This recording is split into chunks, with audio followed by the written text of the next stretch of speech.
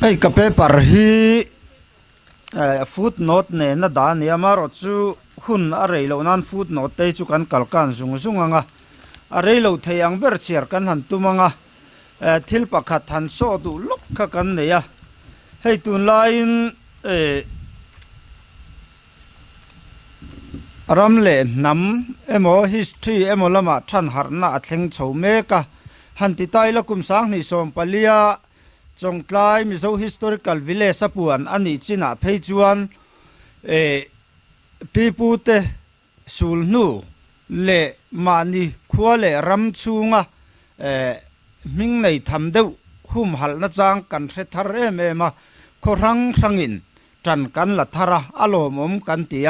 เกมานี่ขัวเจ้านี่โลโครังสังอินนะเตียงะหาร์ทาร์นักกันจังฮีอารมณ์กันเตียกันโหลดลิงอากันง่ายชินอันนี้จุดตาชวนทิลปักขัดหันตีลันซกกันหันดัวจู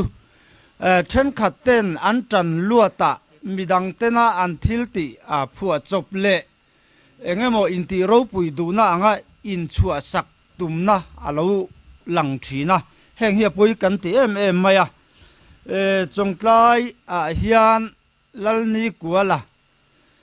อาลูลัลโตทีนะอาหุนรูปุยเบอร์อามันน้ำหุนนั่นเนี่ยจงกลายฮีติจวนสาลามเตโป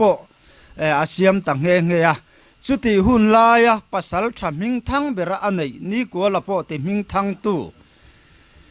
ทางเลยเอามาจู่จวนอาฟาเตนเฮนาปวนอันหุดเชียอาทิมาลกขันทุรุเชียเมวเชียมินปุศิลตลางมวยเฮนาอารมณ์จุนตูรินอาเปตาอารมณ์จุนนั่นเลยข้าเตนเนทับไว้หน้าเฮียนมูไทยน่ะเอามาจู่ปุศิลตลางมวยขันรอนพูชัวกินรอนติลังจกเสละอาทาง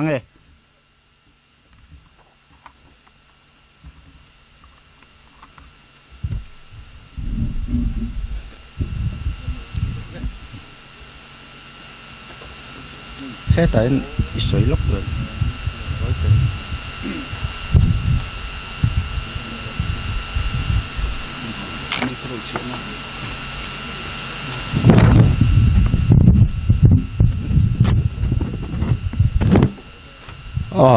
ทุเราเชียที่เห็นเกยมิงเลียนนี่กลุ่มส่งกัวปรุกทางเลฟันูเฮียนกะปารูปวนรินฮีกะปาสูลนูง่ายลัวรูตู้สิลตลางมวยเนน่ะจันขัดมิดสินโปโลโตกีละอากุตาเฮียนไงงั้มตะกินกะหลานเนกะตูเล่ฟ้าเล่กะชุงเตดังเตอจังอินสวยเซลน่ะเอ็งมาอมกะเร็มติโลเวตีนอากุจุงปุยอันเนมนั่นอันนี้ทุเรตัวเฮียนลุงมัวนะson of กาเปลี่ยนนะตีเล่มิงเหลียนี่นูนเหลียนี่กายลุยฟันูตีเตอันนี้เฮอันนี้ลันนี้ฮีนิสมปัสริเอพริลสังนิสมปลีนี่หลายทอตันจานดารุกเล่มินิสมปังอาอันนี้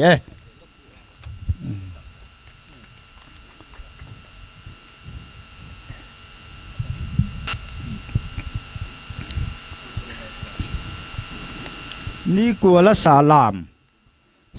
ามราลุขายนะทุมหะเทซาโพอินมิโซรัมลุไซรัมมินอบมาจวนกันเรียตังอินขัวเล่ขัวจีเล่จีน้ำเล่น้ำอินโดจินกันเดียมารอจูโจขัวจงค่ะเลยโดในขัวเอโรอันนิเวกเล่มอมโลเวจุดยังบอกอินสาลามในขัวจูเลยโดในขัวอันนิเวกะเลยดูในขัวจงปอยน์สาลามมิลูราลุขายนะอันในเวกจวงโลสาลามทิ้งตานเฮียนจีงัลทิ้งอันมังตังปุยทีนะจีงัลทิ้งจงเอโรสาลามอันในเวกโลอังบกินสาลามตานะทิ้งมันจงฮีจีงัลทิ้งเวกตูร์อันนี้เคอร์โลตีเรียดมาสักอัตุโลเมตินสาลามิมันไลลลจงเต้นอันมันดานไอ้นางคลิปเวกโลไม่เทียตูนักกันสวยลันตุมตักฮิจูจงกลายลล Nikuala Sahlâm hi ani hi athalak te han pho chua tur kan nei lo ku phai veng chunglok kong chungmaya khuan awma khual khua tanga local voin niami te point in la mulo ni chuan mu ram tumta ila tumta ula athome ama sa in Sahlâm chu enge ni ta le Chawngtlai lal Nikuala hian engang takin nge Sahlâm hi man ti kan soi mai in mizo Pipu te hian Sahlâm hi engang takin nge an man ti le eng tiklai atang nge an lo nei ti hi chut masadon ta ila kan riat la remem pakhat chu lal vunga hual ngau lal hiania tiau chaklama om lai ani palian nam lian puenen an tual thua chia tawanga an tha tak kha ni chu mi thu hla an phua chu lalvunga nu tap tap lo lai chaw wang ifa lalvung Sahlâm uai zota ti hian ya heti hun lai hian Sahlâm chu alo om to nge pi riat thei lalvunga thi hun lai hi mizo history ziak tu masa pani van chunga le liang khai hian antar lang lowa lian dowa ma sang Pipu te chanchin ti le khabu ziak tu hian kum edi sang khajasri somriat vel ni natar langa ke zo lamizo Pipu te le an tha te chanchin ziak tu chuan kum sang khajasri sompanga tin aziak engpo ni se Sahlâm chu edi sang khajasri sompanga atanga sang khajasri somriat a chuan alo om to nge niin alanga kan mi masa ten an lo zia zinga chuan lallula sai loin than ron arot khan Sahlâm an lu a khai dul niin an soi bok thin heti hun lai hi history ziak masatu te chuan kum edi sang khajasri somnga pakhata tanga sang khajasri somnga palivel bor niin an soi Sahlâm theu po ain anglo nuai thei tatlat mai Sahlâm thenkhat chu milu khai tur om ta ka wanga siam thar chop milu pakhat lek khaina aum theya milu tam tak khaina po om thei tho bok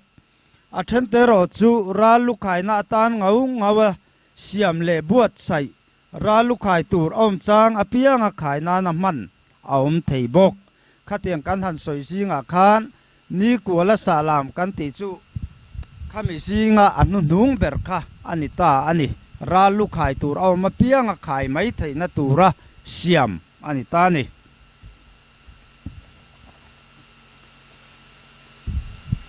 tun lain zoram khovela tourism lama har tharna thleng chho meka khorang rang ten kan huam chunga Pipu te sulhnu halna chang kan deuh hi thil lom om takani heti rual hian kan film kurangai le min tloa tourism khovela kan san du na wanga oi om lo khap khopa phua bel po thil om theiani tin source chiang lo rin tlak lo le bel chiam dol lo manga chanchin zia po om thei bok hetiang laka hian kan in ve film khur ero angai hle ome khotin ten ril ru zau tak puwa mani thlir na tlang chau atanga thlir lova midang te thlir na tlang atanga kan in thlir pui fo apoi mo em ani chutiang ni lova in erra na ma kan la ni chuan kan ma son na tur le zoram tourism lama ma kan son na tura dal na lung pui kan ni hlau thei ani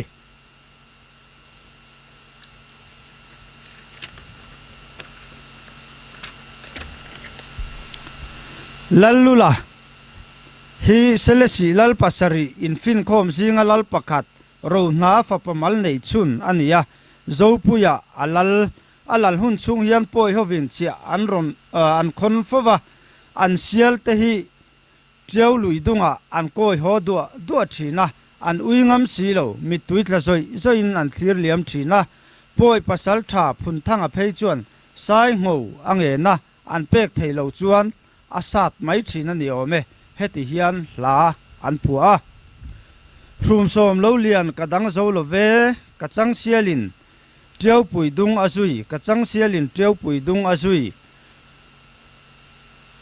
hrui som daya kaluai thli kanul tin lalul chuan aningin akham ta leya athei anga khuanga turin tan alata a in za thum zet anei ve ta chuti lai te po chuan phun thang ate chuan chia an khon renga a chang phei chuan mi hring te an ngen hial thin nin an soi ti chuan lalula chuan a thurual pui thei tur pun khomin chia khon tu te zinga achim omber than ron ho ro dan kong adapta fing takin ruam man na siama hlotling takin than ron ho chu ro ta ni an mi tha te lu chu phan kunga an khai ta dul mai ni hei hi salam ti point an soi thin ka zo khua hi dem lo u than ron thlung lu kan lam na phan pui zur nguai oe ti le phun thangan sai ngau nge ne than chu man kol pui bu ne miau muau taka oe ti in hla in avom zui ni lalu la hi kum som komi vel ni in kum sang re som sari par kwa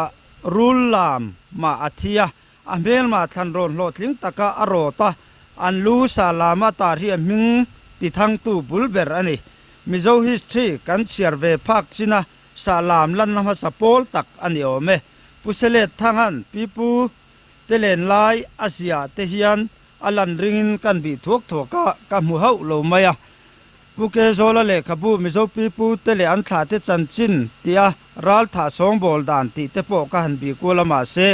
ka mu chuang lo reverend liang khai le khabu zia mizo chanchin po ka en ngela ka mu mai lo fam ro lungmual si vanal pan 11 ro buanga zia hian tlem chu alang vele a kan la soi zui turangai la king ba ka mizo history ziak tu ten salama an lutar tlem lo tar lang le don taila ahun thu soi hian thil in mi lo eng ma sa chu amu thei thin hei tak mai hi kan mizo nam chanchin chui hlat har sat na ni engpo ni se kan thu ziak chuan lam ha saber savun le kha an lo da thalo lutuka ui na lo ei hi apoi ta em ani himo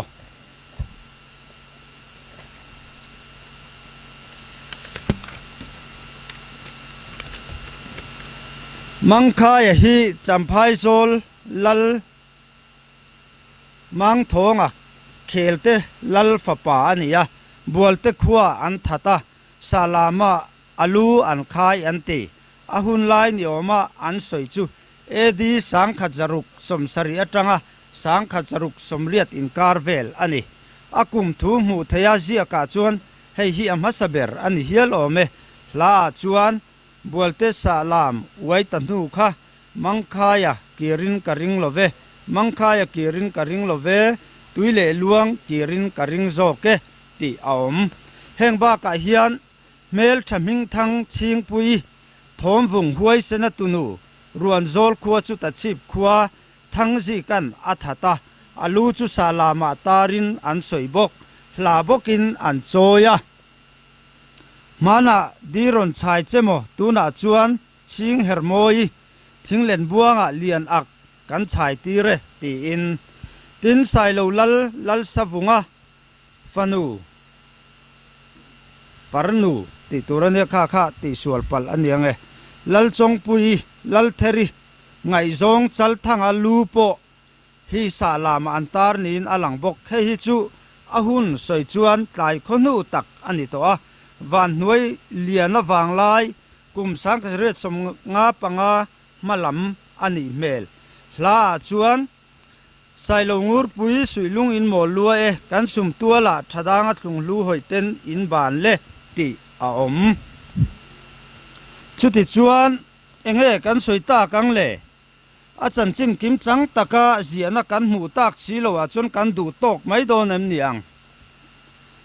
nai lo ven nam huai sen le ral that kan ni sia he salam hian alan tir tlat awangin salam chung chang chu kan ngo bo pui mai theilowang kan han ti lan ta ka tang hian mangkhaya lu salama antar khi ahuna rei to bera kum sang kha zaruk som sari atanga sang kha zaruk som riat lai vel po khan salam cho lo om to a asiam ha saber tu le engtik kuma nge tiro kan the chuak zori lo mai ni tin lallu la hian salama hian milu chu akhai hnem bera engza chi ange ti kan the talo ani ber phak tok atlema hoichin azima kenyang duang mu pha ka chuan mizo chanchina hian salam chung chang je na awang khop mai ataka thil om nge ni si an man ve fo thin le hla a chuang ve fo thin ni si a chan chin sia na wang le maya soi fia kan tum na lama hian a fia lo zo ve kang ti po hlo om takani salama milu khai to ho han chik den den hian lal chong pui lal theringai zong chal thanga khi leido ni si lo salama an tar om chun ni na langa abak zong khi ral melma leido te an tha lu an khai nin alang thung mithiam zok le ril zok te chou chuan ani se thawme tun din huna mizoram ma salam hi pathum la oma soi ania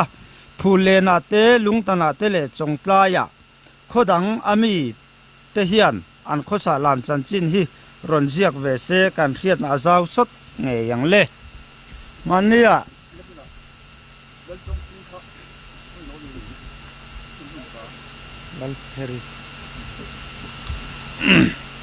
manilu wa van cheng puya kan kala van cheng pui te point salam kon te po an lo nei thawa salam taka chu alo om to lo wa van cheng pui so van nuai lian a fapa lal bura lal na khuwa ani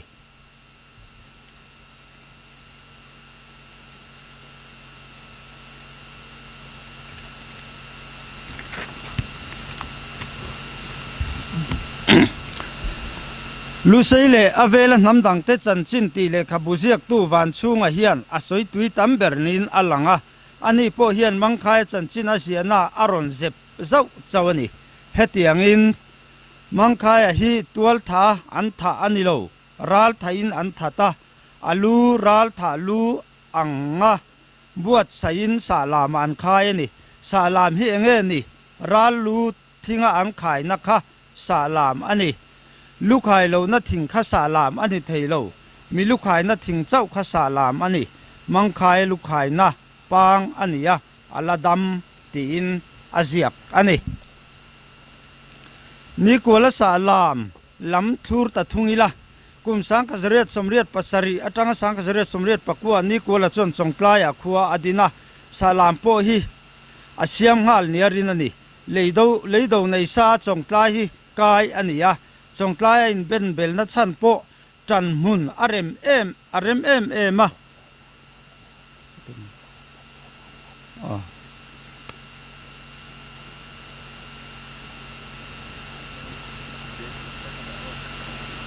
khosak lama khan rang awma khalai te kha chu chiar thavek dalo ila Nikuala chuan in dona an milu hon emo rol rala chuak te milu hon emo po ni se salama a khai tir thina an khai mai yan mi pafa chempui lek zo to phot chu pasal tha ten an sa tir thina hemi hian kan khuwa min tha tumin min run tumin min beya min he taloni hi salaman che tuma ilulak atuma sin sat la han tlom non le te tin nau pang te chem hum thei to chin phot chu an fuya an ral tha lu kha an sa tira te chuan khalai kha toy join soi taila a vir choi a then nol alame an tia chu salam tia ral lu khai na thing kha ming alo putak na chan chu ni in an soi thin pulal zuya doctor lal zuya kol ni point kum sang zwa somsari panga khan Chawngtlai branch ume essay competition buat saya he salam chanchin hi alo ziak to a lo man pakhat na alo lak pui to ani ka paper te kan sem thowa akim chang achu kan soivek lowanga pulal zuya kol ni ina asia ami hi toite han la chuak le ramila salan thing hi azar thak emo akung ki emo hi thiang lowangai thin ania chutianga lo ti to soitur tinga wanduai ta te po anom ve nok ome kum sang thi pathum khan mizoram sarkar art and culture bul tumin Chawngtlai welfare committee Chawngtlai kho chuak aizola omte le Chawngtlai khotlang tangrual chuan akwal chuka lungremin hum halna tuai num tharan he lal Nikuala pasal tha rang le lal Nikuala lungphun te telin ro pui takin kan honga hemi rual hian chawngtlai chungtlang chi palung milem pathum lai wangchiami anga zia zon thlain he sa lambula hian phun anita ani footnote ta khan pulal zuya ziak angaya copy chon aoma ti chuan atoi te na tlang kom tai la hei ni in min dai don lowa poi khop maya hei khwal local te hi riak thei inom chuan zan ina ka in lama in kom khomila so chiar te kan bol don lia tin kan som cheu ani e